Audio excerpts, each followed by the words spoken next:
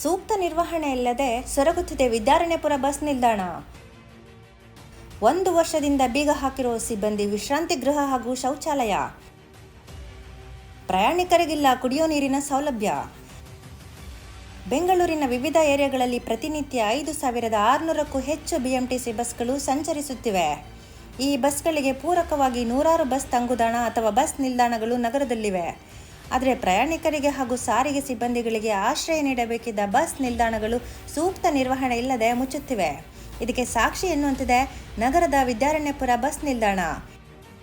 ಇಲ್ಲಿ ನಮ್ಮ ಸಾರ್ವಜನಿಕರಿಗೆ ಪ್ರಯಾಣಿಕರಿಗೆ ಸರ್ವಿಸ್ ಕೊಡ್ತಕ್ಕಂಥ ಕಂಡಕ್ಟರ್ಗಳು, ಡ್ರೈವರ್ಗಳು, TCಗಳು ಎಲ್ಲರೂ ಕೂಡ ಇವತ್ತು ಮೂತ್ರ ವಿಸರ್ಜನೆಗಾಗಿರ್ಬೋದು, ಮಲ ವಿಸರ್ಜನೆಗಾಗಿರ್ಬೋದು ಇದಕ್ಕೆ ಜಾಗಗಳನ್ನ ಹುಡ್ಕೋವಂಥ ಕೆಲಸ ನಡೀತಾ ಇದೆ. ಯಾಕಪ್ಪ ಹಿಂಗಾಗಿದೆ ಅಂತಂದರೆ BMTC ಡಿಪೋ ಏನಿದ್ದಾರೆ ಅವರ ಒಂದು ಬೇಜವಾಬ್ದಾರಿ ಅಂತ ನಾವು ಹೇಳ್ಬೋದು.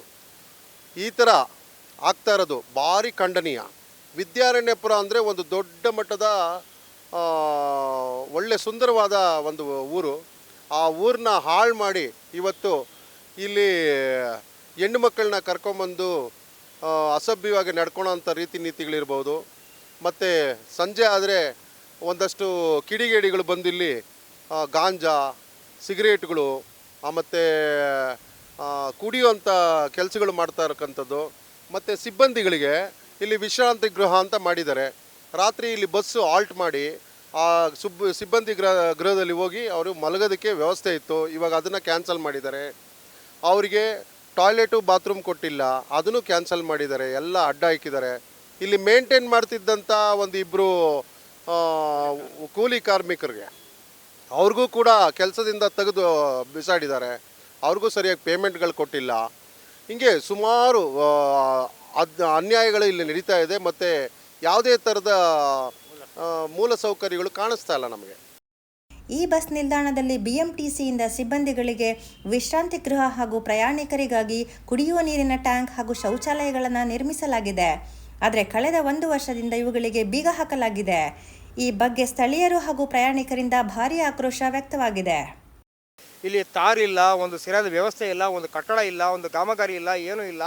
ಏನಾಗ್ತಿದೆ BMTC ಎಲ್ಲಿ ದುಡ್ಡನ್ನ ನುಂಗ್ತಿದ್ದಾರೆ ಅರ್ಥ ಆಗ್ತಿಲ್ಲ ನಮಗೆ. ಈಗ ಹೋಟ್ಲ್ ಅಂತ ನಡೆಸೋ ಅದನ್ನು ಮುಚ್ಚಿದ್ದಾರೆ, ಕೆಲವು ಅಂಗಡಿಗಳನ್ನ ಮುಚ್ಚಿದ್ದಾರೆ, ಮತ್ತು ಸಿಬ್ಬಂದಿ ವರ್ಗದವ್ರಿಗೆ ವಾಸ ಸ್ಥಳಗಳನ್ನ ಅದನ್ನು ಮುಚ್ಚಿರ್ತಕ್ಕಂಥ ಕೆಲಸ ಇದೆ ಇಲ್ಲಿ. ಮತ್ತು ಶೌಚಾಲಯ ಮುಚ್ಚಿರ್ತಕ್ಕಂಥ ಕೆಲಸ ಇದೆ. ಸಿಬ್ಬಂದಿಗಳು ಅಲ್ಲಿ ಹೋಗಿ ಅಲ್ಲಿ ಮಲ ವಿಸರ್ಜನೆ ಮಾಡ್ತಿದ್ದಾರೆ. ಹೆಣ್ಣು ಮಕ್ಕಳು ಕೂಡ ಕಂಡಕ್ಟ್ರಾಗಿ ಕೆಲಸ ಮಾಡ್ತಿದ್ದಾರೆ. ಅವ್ರು ಎಲ್ಲಿ ಹೋಗಬೇಕು ಹೇಳಿ, ಎಲ್ಲ ಆ ಕಡೆ ಹೋಗಬೇಕು ಪಾಪ.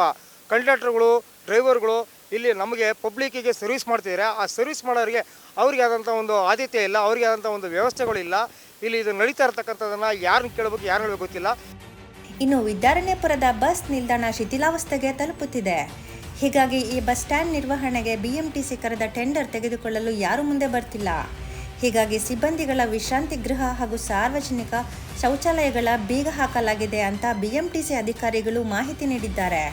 ಹೀಗಾಗಿ BMTC ಬಸ್ ಒಳಗಡೆಯೇ ಊಟ ಹಾಗೂ ಮಲಗುವ ಹಾಗೆ ಆಗಿದೆ. ಒಳ್ಳೆ ದೇವಸ್ಥಾನ ಇದೆ, ಇಲ್ಲಿ ದುರ್ಗಾಪರಮೇಶ್ವರಿ ದೇವಸ್ಥಾನ ಇದೆ. ಎಲ್ಲೆಲ್ಲಿಂದನೋ ಬೆಂಗಳೂರಲ್ಲಿರೋ ಸುಮಾರು ಜನ ಇಲ್ಲಿ ಬರ್ತಾ ಇರ್ತಾರೆ. ಇಡೀ ರಾಜ್ಯಾದ್ಯಂತನೂ ಜನ ಇಲ್ಲಿ ಬರ್ತದೆ. ಇಲ್ಲಿ ಪ್ರತಿ ವರ್ಷವೂ ದುರ್ಗಾಪರಮೇಶ್ವರಿ ದೇವಸ್ಥಾನಕ್ಕೆ ಅಂತೇಳಿ ಸಿಕ್ಕಾಪಟ್ಟೆ ಸಾವಿರಾರು ಜನ ಬರ್ತಾ ಇರ್ತಾರೆ. ಬಸ್ ಸ್ಟಾಪಲ್ಲಿ ಬಂದಾಗ ಮಾತ್ರ ಸಿಕ್ಕಾಪಟ್ಟೆ ಜಾಸ್ತಿ ತೊಂದರೆ ಇದೆ.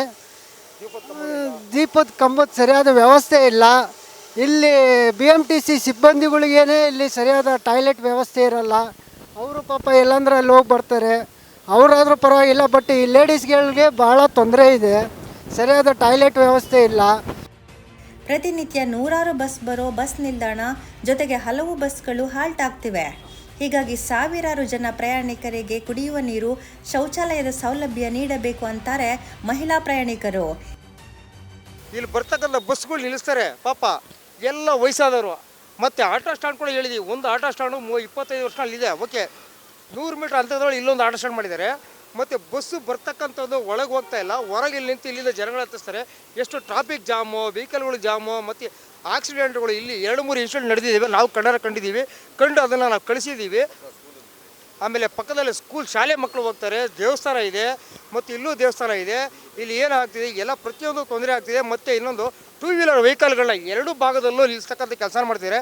ಸಂಚಾರಿ ಪೊಲೀಸ್ ಅವರು ಏನು ಗಮನಕ್ಕೆ ಅವ್ರು ತಗೊಂಡಿದ್ದಾರೆ ಗೊತ್ತಿಲ್ಲ ನಮಗೆ. 2 ಕಡೆ ಸಂಚಾರ ಇರಬಾರ್ದು, ಎಲ್ಲ ಒಂದು ಕಡೆ ಸಂಚಾರ ಮಾಡ್ತಕ್ಕಂಥ ಕೆಲಸ ಮಾಡಬೇಕು, ಅದನ್ನು ಮಾಡ್ತಾಳೆ ಅವರು. ಇನ್ನಾದರೂ BMTC ಈ ಬಗ್ಗೆ ಗಮನ ಹರಿಸಿ ಪ್ರಯಾಣಿಕರು ಹಾಗೂ ಸಿಬ್ಬಂದಿಗಳಿಗೆ ಅನುಕೂಲವಾಗುವ ನಿಟ್ಟಿನಲ್ಲಿ ಸೌಲಭ್ಯಗಳನ್ನು ನೀಡಬೇಕಿದೆ. ವರ್ಷ, ಪ್ರಜಾನುಡಿ ನ್ಯೂಸ್, ಬೆಂಗಳೂರು.